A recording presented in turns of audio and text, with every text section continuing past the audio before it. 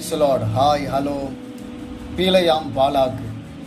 இப்போ இதிலிருந்து நம்ம வாசிக்கிற வார்த்தைகள் பார்த்தோம்னா, தேவன் சபிக்காதவனை நான் சபிப்பது எப்படி, தேவன் வெறுக்காததை நான் வெறுப்பது எப்படி என்று வார்த்தைகள் என்னாகமம் 23:8 மூலமா சொல்லப்பட்டிருக்கிறது.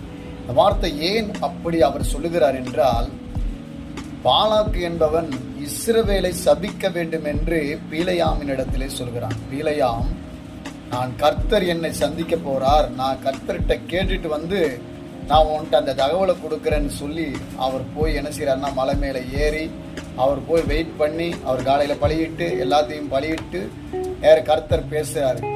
வேதம் சொல்லுகிறது, பீலையாமுடைய வாயிலே கர்த்தர் தமது வார்த்தையை அருளினாராம். இங்க பாலாக்கு என்பவன் என்ன செய்யறான்னா, ஒரு மலையில ஆட்களோட வெயிட் பண்றார். இவர் கர்த்தர்கிட்ட பேசிட்டு வந்து கர்த்தர் வார்த்தையோட சுமந்துட்டு வந்து பாலாக்கிட்ட வந்து சொல்றாரு, நீ இஸ்ரவேலை வந்து சபிக்க சொன்ன, ஆனா கர்த்தரோ இஸ்ரவேலை ஆசீர்வதிக்க சொல்லுகிறார். நீ உன்னுடைய கனவு பலிக்காது, உன்னுடைய நினைவு பலிக்காதுப்பா. உன்னுடைய நினைவுகளால வருகிற எந்த வார்த்தைகளும் பலிக்காது. தேவன் சொல்றதான் நடக்கும். ஏன்னு சொன்னா அங்க சொல்றாரு,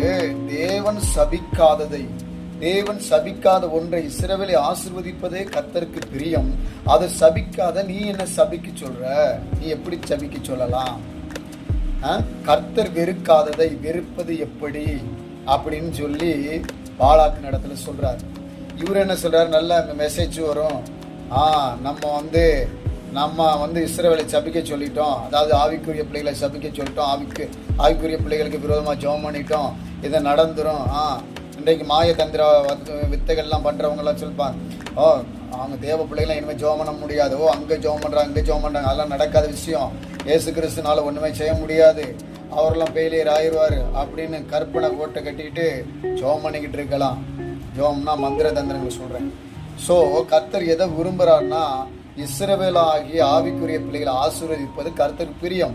சபிப்பதல்ல, அவர்கள் இல்லாமல் ஆக்குவதல்ல, அவர்களை நிர்மூலமாக்குவதல்ல, உங்களை ஒண்ணுமே இல்லாமல் ஆக்குவது அவருக்கு பிரியமல்ல.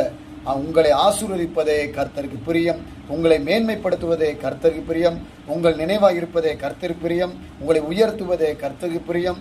அதுவே கர்த்தருக்கு பிரியம். அதைத்தான் உங்களை செய்வார். ஆமேன், ஆமேன், ஆமேன்.